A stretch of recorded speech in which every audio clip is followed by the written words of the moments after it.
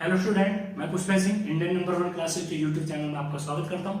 आज हम लेकर आए भूगोल में अगला टॉपिक भारत की समुद्री सीमाओं का विभाजन। ठीक है, तो ये बड़ा कोई बच्चा इसको बहुत ध्यान से नहीं पढ़ता है, लेकिन इससे कई बार क्वेश्चन आ जाता है। ठीक है, तो बेसिकली क्या था, जो समुद्री सीमाओं का विभाजन के बारे में एक 10 दिसंबर 1982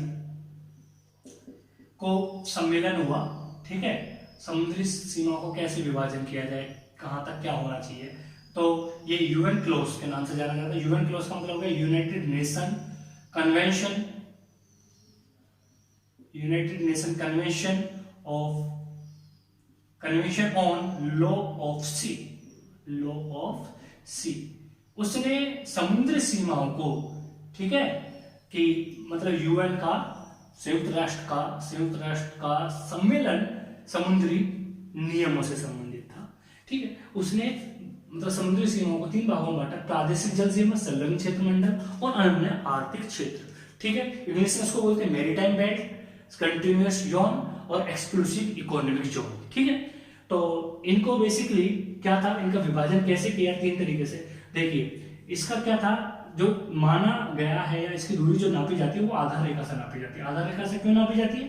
क्योंकि भारत की जो तट रेखा बड़ा वो कटा छटा तट रेखा है। ठीक है, तो इसलिए उससे न नाप कर, क्योंकि कहीं कहीं ज्यादा हो जाएगी कहीं कम हो जाएगी, एक आधार रेखा मानी गई है।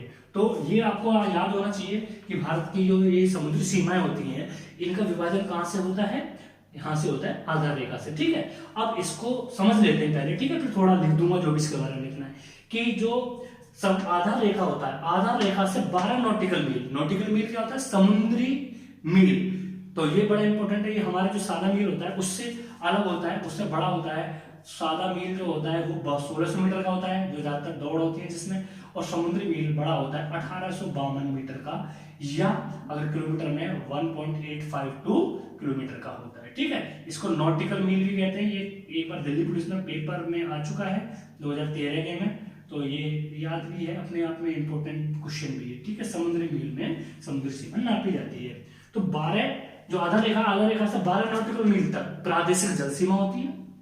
ठीक है, इससे आगे 12 नॉटिकल मील तक वो संलग्न या विच्छिन्न मंडल, ठीक है, कंटिन्यूअस जोन कहा जाता है। ठीक है, या इसको बोला जा सकता है कि आधार रेखा से 24 नॉटिकल मील तक। ठीक है, या तो जो प्रादेशिक जल सीमा उससे 12 नॉटिकल मील आगे तक संलग्न क्षेत्र मंडल, या आधार रेखा से 24 नॉटिकल मील तक। ठीक है, समझ में आया? दोनों बातें याद रखनी है। ठीक है, उसके आगे संलग्न विच्छिन्न क्षेत्र मंडल से 176 नॉटिकल मील तक, या आधार रेखा से 200 नॉटिकल मील तक, वो क्या होता है आपका EEZ, एक्सक्लूसिव इकोनॉमिक जोन।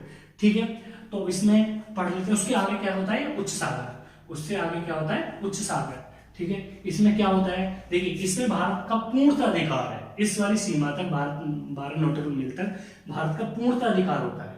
ठीक है, अभी देख लेंगे इसके बारे में। नेक्स्ट, इसके आगे इसमें मुख्यतः 3 अधिकार है। एक तो साफ सफाई का, और दूसरा एक समुद्री सीमा शुल्क, और तीसरा वित्तीय अधिकार। इसमें मुख्यतः 3 बातें आपको याद रखनी है कि भारत को इसमें सीमा शुल्क, वित्तीय अधिकार और साफ सफाई, पर्यावरण से संबंधित अगर वहां पर गंदगी है तो ये 3 अधिकार संलग्न विच्छिन्न क्षेत्र मंडल में है।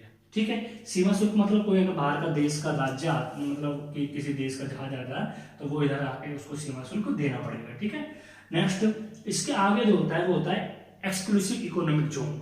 इकोनॉमिक जोन आर्थिक क्षेत्र मंडल, जो भारत अपने मुख्यतः अनुसंधान से संबंधित कार्य है। ठीक है, समुद्री जीवों से संबंधित उनके संरक्षण, और या जैसे नए द्वीपों का निर्माण, ठीक है, समुद्री जल शक्ति, खनिज तेल वगैरह की, इन सब क्षेत्रों चीजों पर अधिकार वो भारत का होगा। ठीक है, और इसके आगे जो होता है वो 200 नॉटिकल मील से आगे जो होता है वो होता है उच्च सागर, जिस पर सभी देशों का समान अधिकार होता है। ठीक है, ये बात क्लियर आई? एक बार और बता देता हूं। ठीक है, 3 भागों में बांटा गया। अनक्लोज 10 दिसंबर 1982 में एक सम्मेलन हुआ था। फुल फॉर्म है UN convention on law of sea, संयुक्त राष्ट्र सम्मेलन समुद्री सीमा से संबंधित। ठीक है, अब ये जो समुद्री सीमाएं नापी जाती है वो नॉटिकल मील या हिंदी में बोलते हैं समुद्री मील में नापी जाती है।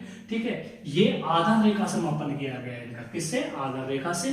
तो तट रेखा से क्यों नहीं किया जाता? क्योंकि ये बहुत कटा पिटा है। ठीक है, कहीं ज्यादा अंदर है, कहीं बाहर है, तो इसलिए एक आधार रेखा मान ली गई है, उससे इसका मापन होता है। पहले 12 नॉटिकल मील तक होता है प्रादेशिक जल सीमा, उसके आगे या आधार रेखा से 24 नॉटिकल मील तक होता है संलग्न क्षेत्रमंडल। ठीक है, और संलग्न क्षेत्रमंडल से 176 या आधार से 200 नॉटिकल मील तक होता है इकोनॉमिक एक्सक्लूसिव इकोनॉमिक जोन।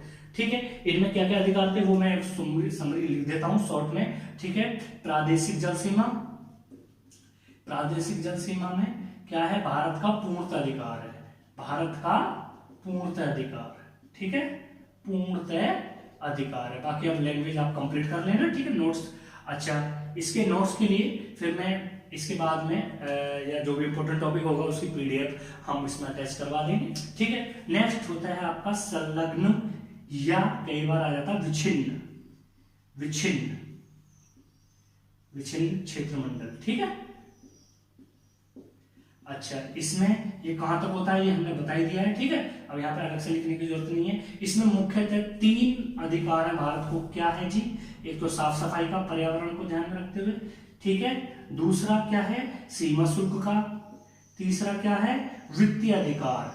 ठीक है, वित्त से संबंधित कुछ भी आप काम भारत कर सकता है। ठीक है, नेक्स्ट, ये ऐसे हर एक देश के आसपास की सीमा ऐसी बटी होती है। ठीक है, नेक्स्ट होता है जी ईईजेड जोन। शॉर्ट में भी याद रखना चाहिए और फुल फॉर्म तो वहां लिख ही रही है। ईईजेड जोन में क्या होता है भैया? वैज्ञानिक अनुसंधान, अगर कुछ हो रहा है तो उसका अधिकार है। अच्छा, समुद्री जल शक्ति से संबंधित कोई योजना लगानी है, और समुद्री जल जीवों, जीवों के संरक्षण के संबंध में। ठीक है, जीवों के संरक्षण के संबंध में। ठीक, और मुख्य क्या होता है? नए द्वीपों के निर्माण, नए द्वीपों के निर्माण, ये सब कुछ काम है इसमें। ठीक है, और क्या है? जैसे कि खनिज, खनिज संपदा का भी अधिकार भारत का ही होगा। ठीक है, अच्छा, और इसके आगे क्या होता है? उच्च सागर, उच्च सागर, जिस पर सभी देशों का समान अधिकार है, जिस पर सभी देशों का समान अधिकार है। ठीक है, तो ये आपकी थी कुछ समुद्री सीमाएं। आई होप, मैं उम्मीद करता हूँ ये सब क्लियर हो गई होंगी। ठीक है, इसमें जो कोई ज्यादा बड़ा टॉपिक नहीं है, ज्यादा क्वेश्चंस नहीं है, बट ये पता होनी चाहिए। ये थोड़ा सा मतलब कई बार बच्चे इसको छोड़ देते हैं, तो ये मैंने बता रहा हूँ उचित समझा है। ठीक है, तो नेक्स्ट मिलते हैं अगली वीडियो में। Okay, thank you. तो आज के लिए इतना ही रहने वाला है वीडियो में। उम्मीद करते हैं आपको जरूर पसंद आया होगा। पसंद आया हो तो लाइक और शेयर जरूर कर दें। अगली वीडियो के लिए चैनल को सब्सक्राइब जरूर करें। Thank you.